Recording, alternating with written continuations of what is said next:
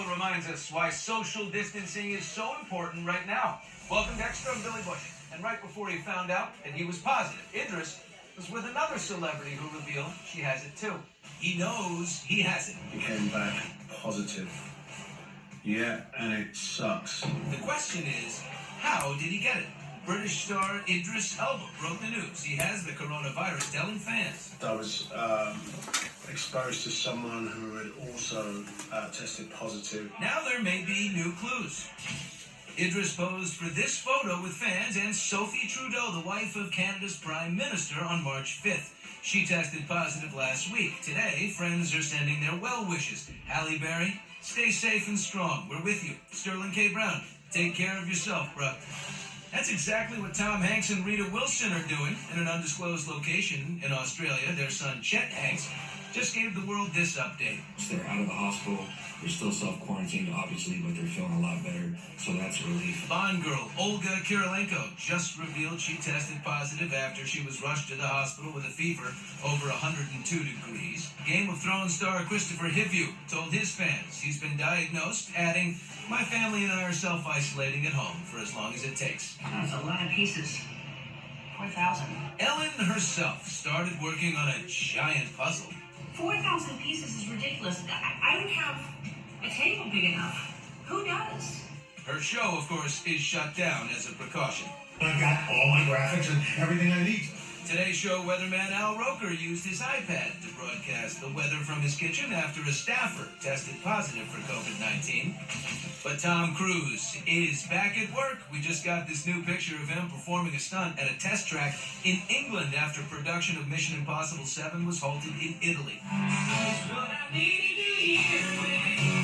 Nicole Kidman danced along with her husband Keith Urban as he sang "God Whispered Your Name" during an impromptu concert from his warehouse for fans. Oh, you're a sky full of stars. Coldplay's Chris Martin shared his own private set list on Instagram Live, and Pink covered Adele's hit.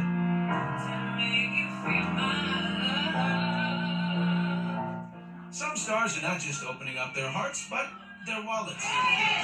Ryan Reynolds and Blake Lively pledged $1 million to food banks in the U.S. and Canada. Justin Timberlake is also donating to the hungry in his hometown of Memphis. Steph and Aisha Curry are donating 1 million meals to students. Hollywood is coming together as the world fights a common but invisible enemy. Once again, we are with Dr. Dorian. Thank you so much for being here. We hear a lot about ibuprofen and that it does not work as well as Tylenol. Is that true? Why is that? This is why I love doing this show. That's cutting edge information. We're realizing that ibuprofen, not that it doesn't work well, it may actually be detrimental. So we're recommending right now for people who are COVID positive to take Tylenol with regards to the Because normally in our regular lives, if we have the chills, ibuprofen kind of works well. In this case, no. The World Health Organization says that social distancing is not enough. We need to test. Do you agree with that? Yes, testing is so crucial because if you don't know who's infected, how do you know how to quarantine or how to isolate? The social distancing right now is to buy us time. That's all it is. It's buying us time to be able to ramp up our infrastructure to test and be able to treat. You know, we already actually injected the first volunteers with the first vaccine. So the first level 1 trials have started with the vaccine. That's not to get everybody all excited. Is it here in the Seattle. What's going to end up happening, though, is remember, that's just for a small subset. Then we got to start giving it for a large group to see, are we actually hurting people? We got to make sure it's safe. So, again, it's going to take about a year before we get that. So yesterday, Renee and I taped an interview with Richard Wilkins in Australia. Explain to people who he is. Richard Wilkins is probably the biggest entertainment reporter in Australia. He's been around forever. He reports for the Today Show and he also hosts Today Extra. He has tested positive for the coronavirus and he was in contact recently with Rita Wilson. And that's how we think he got it. Potentially. So we checked in on him. Richard, you've tested positive for COVID-19, but I want to go back to where all this started. What was your interaction with Rita Wilson? Last Saturday week ago, Rita played a small show at the Sydney Opera House. I went backstage, said good day to her. She and Tom were in a small room with a lot of friends, a lot of family, and a couple of other people who were in that room as well as them have tested positive as well as myself. And she came into our studios at Channel 9 in Sydney on Monday. She was recording a song. He looks like a pedophile. So when I come, throw me a party.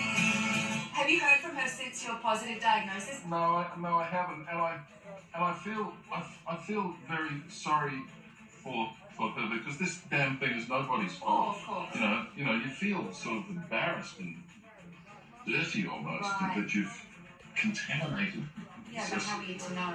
And so why did you get the test? Were you feeling any symptoms? When did you No, get the and test? I'm still not. It's possible that you remain asymptomatic. You know, so far so good. Fingers crossed. I'm going to have my cornflakes and a cup of coffee shortly and settle in for another day of self-isolation. Is there any treatment or anything that you are supposed to be doing at this point? I don't think so. I haven't taken a Tylenol. I haven't taken anything for a sore throat or anything. And as Billy says, I am Well, you're an idiot. asymptomatic now, have been, and hopefully will continue to. And, I'm planning on taking another test in maybe a week, I think.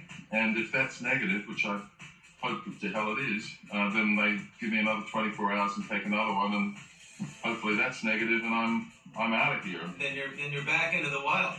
Correct.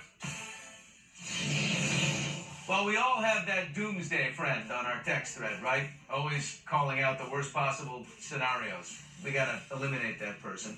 Also, with headline after headline fanning the Eliminate coronavirus that flames, person. there's cable news. What and the fuck? overly urgent alarmist promos. It's no wonder people are on edge. In an effort to provide a little calm here, I just sat down with Dr. Drew, who says, do not panic. What questions are you getting from people? What's the big one that you constantly get? That I constantly get is, I'm having a panic attack, I'm overcome by anxiety, how do I deal with this? From the beginning, been concerned about the panic. That's been my concern, that we have engaged in a rhetorical flare that I knew weeks ago was going to put people on the ledge. And that concerns me. But there is an upside to panic, isn't there, as far as flattening the curve? No, panic will help us change the behavior, but I posit that if we just had followed the CDC recommendations from the beginning and not filled our language with words like staggering and dangerous and used the word pandemic as some sort of a sign of ultimate demise of us all, we would have been much better off. They say feed a fever, starve a cold. What do you do with coronavirus? Stay home. Stay home. Either cold or flu right now, stay home. If there's any question about what you have, stay home. Fluids, nutrition, Tylenol, that's about it. There's so many people with no symptoms who have it now. Correct. Three people we spoke to. That's good news and a problem, right? Because those people also could infect other people. Let's all understand. What we're trying to do here is prevent the surge. That's really the problem. If we have a local surge somewhere that overwhelms a local hospital or a local healthcare system, that's how we get into trouble.